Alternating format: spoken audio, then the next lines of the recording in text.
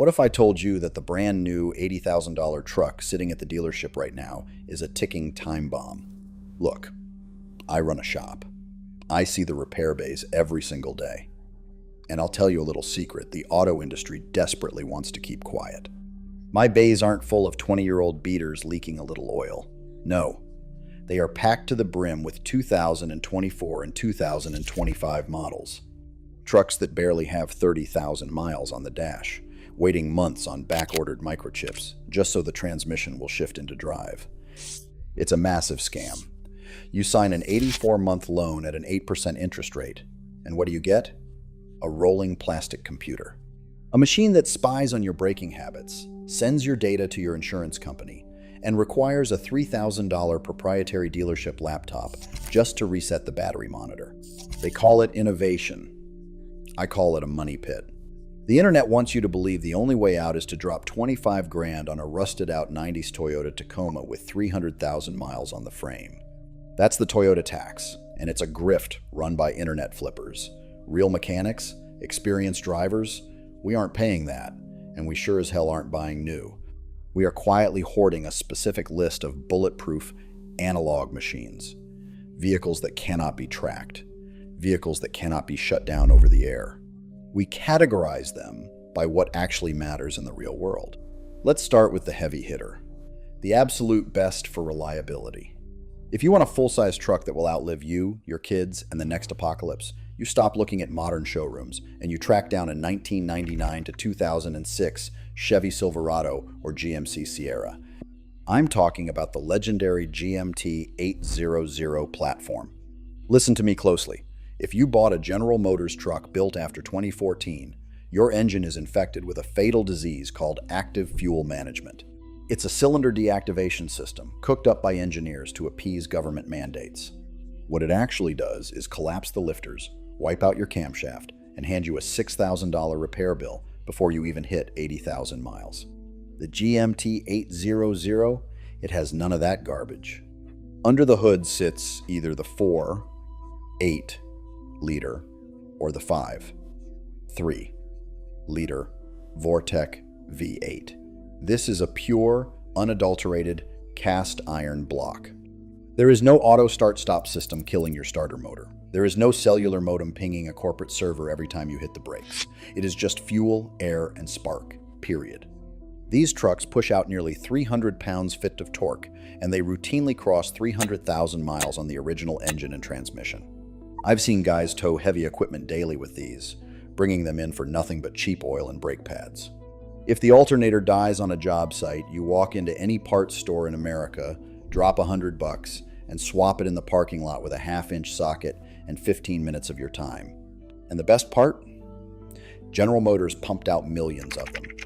You can still jump on local classifieds today and find a clean, rust-free daily driver for around $5 grand.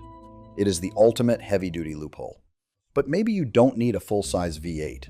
Maybe you want a compact daily driver, but you refuse to get robbed by that $25,000 Toyota tax. That brings us to our next category, best for price. For this, we have a tie between two absolute lightweight workhorses that the collector market has completely ignored.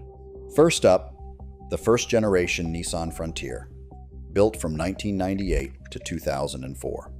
Now, before Nissan merged with Renault and started stuffing those fragile, self-destructing rubber band CVT transmissions into every piece of plastic they made, they built mechanical tanks. The first-gen Frontier is a masterclass in straightforward engineering. You want to look for the models packing the 3-liter VG33 EV6 engine mated to a manual transmission. This engine is a cast iron block that was drastically overbuilt for commercial use. It doesn't have the magic Toyota badge on the grille, which means it's invisible to the hipster flippers. You can find a garage-kept, pristine example for $4 grand. You get a manual transfer case, you get roll-up windows, there are no massive infotainment screens to delaminate and crack in the summer sun. It is a true mechanical tool. Tying for that top spot in the price category is the greatest hidden value in American automotive history, the Ford Ranger, specifically from 1998 all the way up to 2011. Ford did something practically unheard of in modern manufacturing. They left it alone. For over a decade, they basically refused to update the underlying architecture. So, Even if you grab a 2010 or 2011 model underneath the sheet metal, you are buying a 1990s truck. You can source these with the unkillable 2, 3-liter four-cylinder or the rugged 4, 0-liter V6. Pair either of those with a 5-speed manual, and you have a machine that defies death. Think about it.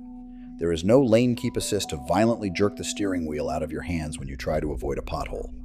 There is no radar module hidden inside the taillight housing that costs $1,200 to replace just because you backed into a mailbox. These were fleet tested. Auto parts stores, municipal water departments, pest control companies, they abused Rangers daily, loaded them past their payload capacities, and they just kept running. Parts are dirt cheap. A water pump costs less than a decent steak dinner. You can buy a well-maintained Ranger right now for under $5,000 cash, and your financial bleeding stops the minute you sign the title. But what if you need something different? What if you want the ruggedness of a truck, the reliability of old iron, but you need to haul your family around?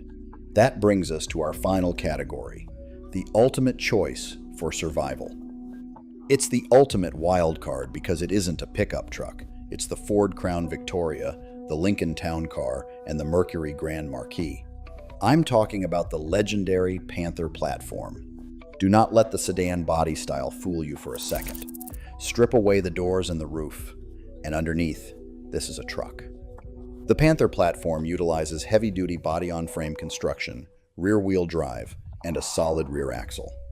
Under the hood sits the 6-liter modular V8 engine, the exact same heavy-duty block Ford dumped into their F-150 work trucks.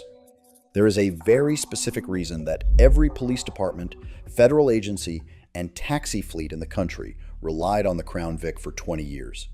You can hop a curb at 50 miles per hour in one of these. You can sit and idle the engine for 12 straight hours in the blistering Texas heat with the AC blasting, and the car will simply ask you if that's all you've got. But here is the real secret. Here is how you win the game. It's called the Grandpa Loophole. If you specifically search for an early 2000s Lincoln Town Car or Mercury Grand Marquis, you are going to find cars that were purchased brand new by retirees. These things were meticulously dealer maintained. They were garage kept. They were driven 35 miles an hour to the grocery store and parked.